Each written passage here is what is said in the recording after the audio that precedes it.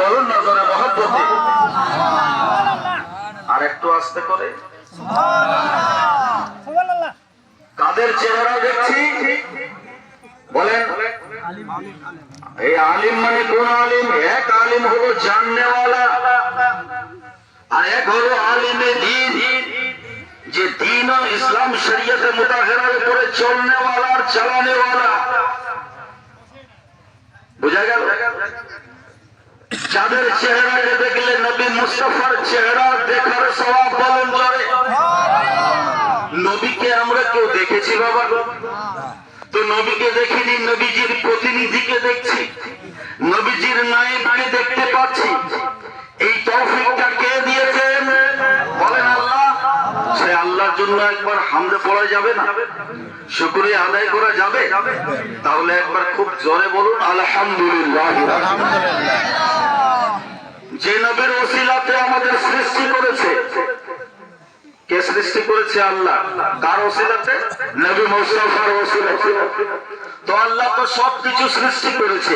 এই জমিন আল্লাহ সৃষ্টি করেছে, আসমান আল্লাহ সৃষ্টি করেছে, গাছপালা আল্লাহ সৃষ্টি করেছে, জীবজন্তু আল্লাহ সৃষ্টি করেছে।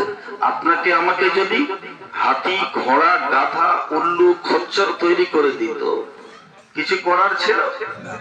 কুরবান জান নবী মুস্তাফার কদমে রাজে, যার ওসিলাতে যত এই 18,000 আলম জগতের মধ্যে ভিন্ন ভিন্ন প্রকারের সৃষ্টি আল্লাহ পাক পাঠিয়েছেন, সকলের মধ্যে এক অন্যতম সর্বশ্রেষ্ঠ সৃষ্টিরূপে এই পৃথিবীর বুকে পাঠিয়েছে আদম সন্তানকে, আপনাকে আমাকে, যার জন্য একবার নবী মুস্তাফার উপরে ঝুমে ঝুমে দৌড়ে পাঠ করুন আল্লাহুম্মা।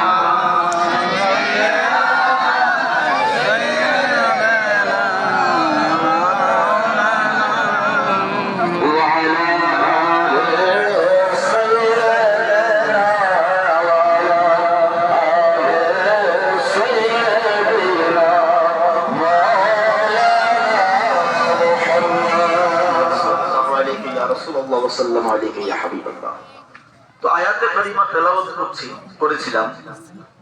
বিসমিল্লাহির রহমানির রহিম। ইয়া আইয়ুহাল্লাযীনা আমানু, হে ঈমানদারেরা, কু আনফুসাকুম, নিজে বাঁচো, ওয়া আহলিকুম নার, তোমার পরিবার পরিজনকে জাহান্নামের আগুন থেকে বাঁচাও। হুকুম কার? বলেন, কথা বলেন, কার হুকুম? আল্লাহর।